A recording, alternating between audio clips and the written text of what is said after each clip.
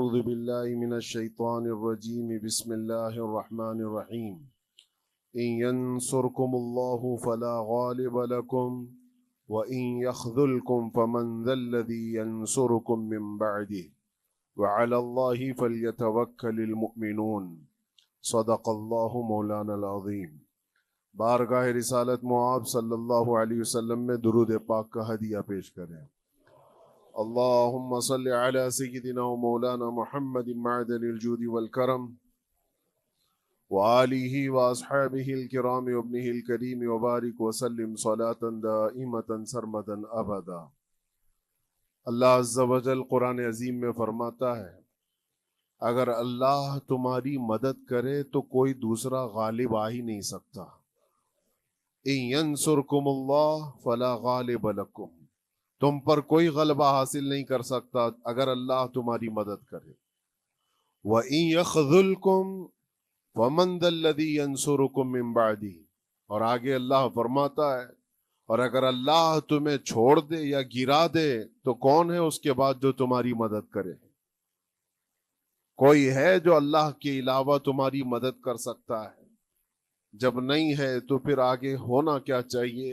وَعَلَى اللَّهِ فَلْيَتَوَكَّلِ الْمُؤْمِنُونَ، تو مومنوں کو چاہیے کہ وہ صرف اللہ پر بھروسہ کر کے رہیں۔ فتح، نصرت، مدد، یہ سب جو چیزیں ہیں بہت سارے لوگوں کے ذہن و دماغ میں ایسے ہے کہ فوراً آ جانا چاہیے۔ کوئی بھی فتح ہو، کوئی بھی مدد ہو، بغیر تمہارے اسٹرگل کیے ہوئے، بغیر مصیبت اٹھائے ہوئے نہیں ملے گی۔ اگر فتح و نصرت یوں ہی آپ کو روزانہ ملنے لگ جائے تو کیا رسول پاک صلی اللہ تعالی علیہ وسلم مدینہ طیبہ میں بیٹھ کر دعا کرتے تو ساری چیزیں فتح یاب نہیں ہو جاتی؟ آپ صلی اللہ تعالی علیہ وسلم کو بدر میں جانے کی ضرورت کیا پیش آتی؟ احد میں اپنے 70 جوان صحابہ کی شہادت پیش کرنے کی ضرورت کیا پیش آتی؟ اور اسی طرح سے خیبر ہو کہ حنین ہو کہ طائف ہو، کتنی جنگیں ہیں جس میں اپنی جان کی بازی لگائی صحابہ نے۔ سب سے بڑا معرکہ تو کربلا کا دیکھیں آپ، جہاں پورا کا پورا خاندان شہید ہو گیا ہے۔ تو فتح و نصرت بغیر قربانی کے اور بغیر تکلیف کے ایسی ہی آ جائے؟ آج کے زمانے میں ہم سوچ کر کے بیٹھے، ایسا نہیں ہوتا۔ اسلام زندہ ہوتا ہے ہر کربلا کے بعد، اور اللہ کی مدد آتی ہے، یہ بھی نہیں ہے کہ نہیں آئے گی۔ کچھ لوگ مایوس ہوتے ہیں، کچھ لوگ نروس ہو جاتے ہیں اور بھاگنے پر مجبور ہوتے ہیں۔ یہ امتحانات کی گھڑی ہوتی ہے۔ ایک حدیث پاک میں آپ کو بتاتا ہوں، اللہ کے نبی صلی اللہ تعالی علیہ وسلم ارشاد فرماتے ہیں کہ آخر زمانے میں ایک ایسی عظیم جنگ ہوگی ایمان والوں کی اور رومیوں کے درمیان، کفار و مشرکین ہیں اور مسلمین ہیں۔ اس کو ملحمۃ الکبریٰ کہا گیا ہے، قیامت سے قریب ہونے والی یہ سب سے بڑی جنگ ہے۔